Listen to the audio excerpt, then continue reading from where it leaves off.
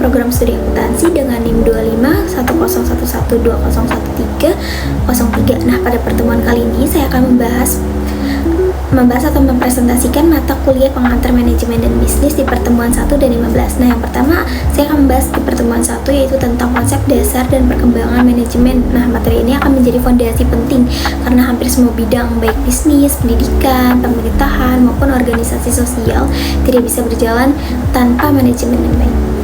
Baik, yang pertama saya akan menjelaskan tentang pengertian manajemen. Nah, pengertian manajemen ini secara sederhana adalah proses mengordinasikan orang dan sumber daya untuk mencapai tujuan secara efektif dan efisien. Nah, manajemen tidak hanya dipahami sebagai ilmu, tetapi juga sebagai seni. Ilmu karena memiliki teori dan konsep yang jelas. Dan seni karena penerapannya sangat berguna pada kemampuan manajer dalam menghadapi situasi dan manusia yang berbeda-beda. Yang kedua, saya akan menjelaskan tentang sejarah dan perkembangan manajemen. Jika kita lihat ke belakang, praktik manajemen sebenarnya itu sudah ada sejak ribuan tahun lalu. Nah, contohnya itu bisa dapat kita lihat atau sebenarnya pada perkembangan piramida di Mesir yang melibatkan puluhan ribu pekerja dalam waktu yang sangat lama. Hal ini kan menunjukkan bahwa tanpa perencanaan atau perorganisan kepemimpinan dan pengawasan proyek itu lebih besar itu tidak mungkin berhasil kan. Nah, perkembangan itu penting juga terjadi pada masa revolusi industri ketika produksi berpindah dari rumah tangga ke pabrik. Nah, pada masa inilah kebutuhan akan memanajemenkan yang sistematis semakin terasa karena organisasi menjadi semakin besar dan kompleks. Nah, selanjutnya saya akan menjelaskan tentang aliran-aliran manajemen. Seiring berkembangnya waktu organisasi, para ahli mengembangkan beberapa aliran manajemen. Nah, aliran-aliran ini yang pertama itu ada aliran klasik yang menekankan efisiensi dan produktivitas kerja dengan tokoh Freddy Kwe.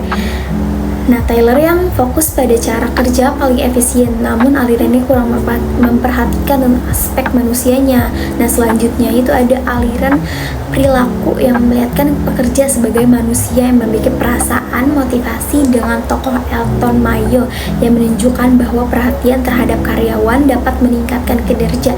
Selanjutnya itu ada aliran ilmu manajemen atau kuantitatif menggunakan pendekatan matematika nih dan statik dalam pengambilan keputusan. Nah, selain itu pendekatan ini memandang organisasi sebagai satu kesatuan yang sering berkaitan. Sedangkan perkembangan pendekatan kontingensi kemerdekaan ini bahwa tidak ada satu cara terbaik nih dalam manajemen yang harus disesuaikan dengan situasi dan kondisi. Selanjutnya, saya akan menjelaskan tentang fungsi manajemen. Nah, fungsi manajemen pertama dalam praktiknya manajemen dijalankan melalui 4 fungsi utama yang dikenal dengan POAC. Yang pertama adalah planning atau perencanaan. Nah, menentukan tujuan dan langkah-langkah untuk mencapainya. Nah, itu adalah planning. Nah, yang kedua adalah organizing. Organizing itu ada pengorganisasian yang membagi tugas atau wewenang. Nah, yang ketiga itu ada actuating atau penggerakan, mengarahkan dan memotivasi sumber daya manusia. Nah, yang selanjutnya itu ada controlling atau pengawasan, yaitu memastikan kegiatan berjalan sesuai rencana.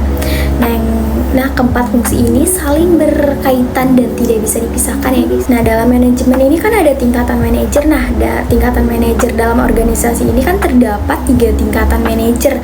Yang saya ketahui ada manajer yang pertama ada manajer mengawasi kegiatan operasional sehari-hari. Nah, yang kedua itu manajer menengah, yang manajer ini jadi penghubung antara manajer puncak dan operasionalnya.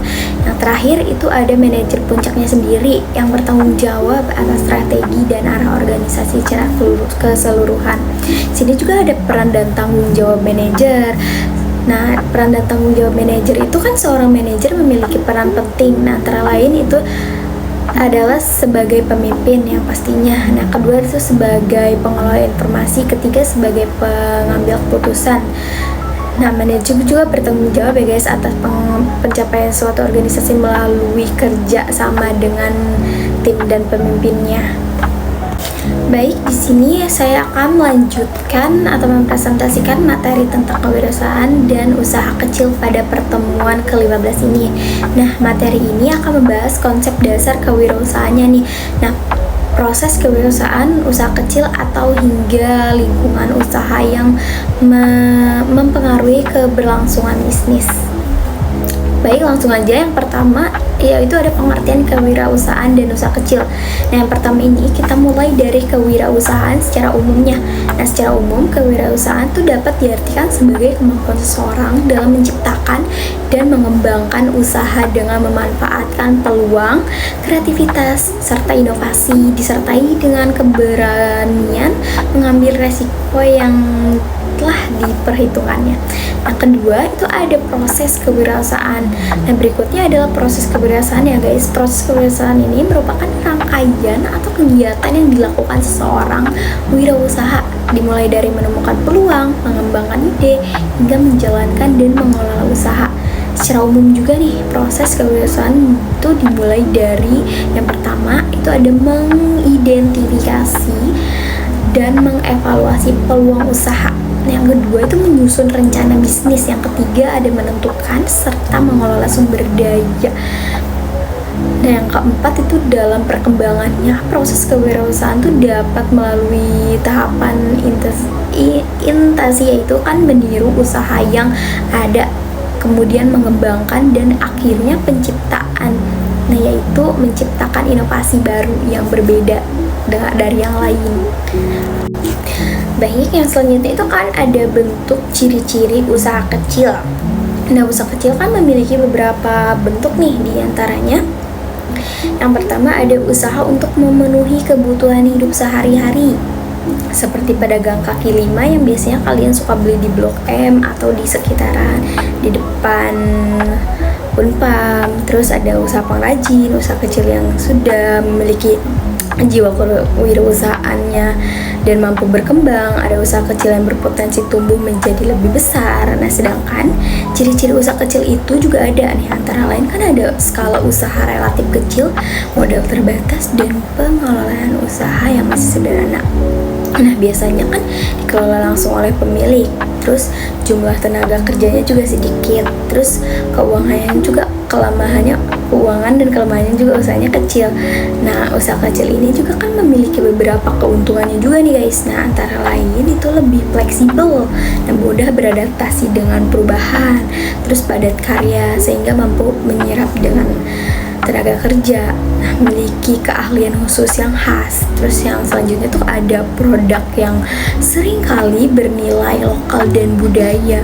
Namun usaha kecil juga memiliki kelemahan seperti keterbatasan pemasaran yang masih sempit lah, pengelolaan keuangan yang belum tertata lah, atau pengusahaan teknologi yang masih rendah, kualitas sumber daya juga manusia yang terbatas gitu.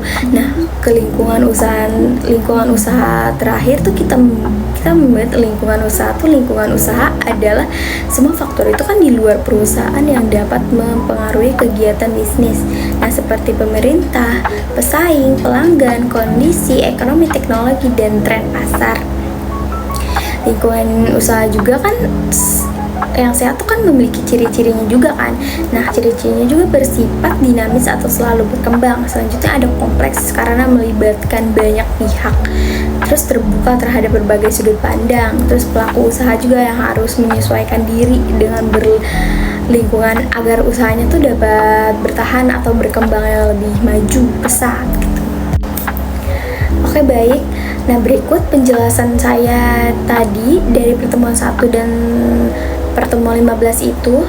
Saya memiliki kesimpulannya. Nah, kesimpulannya itu adalah manajemen dan kewirausahaan merupakan dua hal yang saling berkaitan sebenarnya dan sangat penting juga dalam dunia usaha dan organisasi. Nah, manajemen juga bahkan berperan dalam mengatur dan mengordinasikan sumber daya agar mencapai tujuan kan, dan tercapai secara efektif dan efisien. Nah, sementara kewirausahaan itu pada kemampuan menciptakannya kan, mengembangkan usaha melalui motivasi inovasi serta keberanian mengambil resiko. Nah, dengan penerapan fungsi manajemen yang baik dan didukung oleh jiwa kewirausahaan, usaha termasuk usaha kecil dapat berjalan lebih cepat, mampu membangun lingkungan serta berkontribusi menciptakan lapangan kerja dan meningkatkan kesejahteraan masyarakat. Nah, itu dia kesimpulan dan penjelasan saya. Cukup sekian dan mohon maaf bila ada kesalah kata dalam pemahaman saya tersebut. Terima kasih.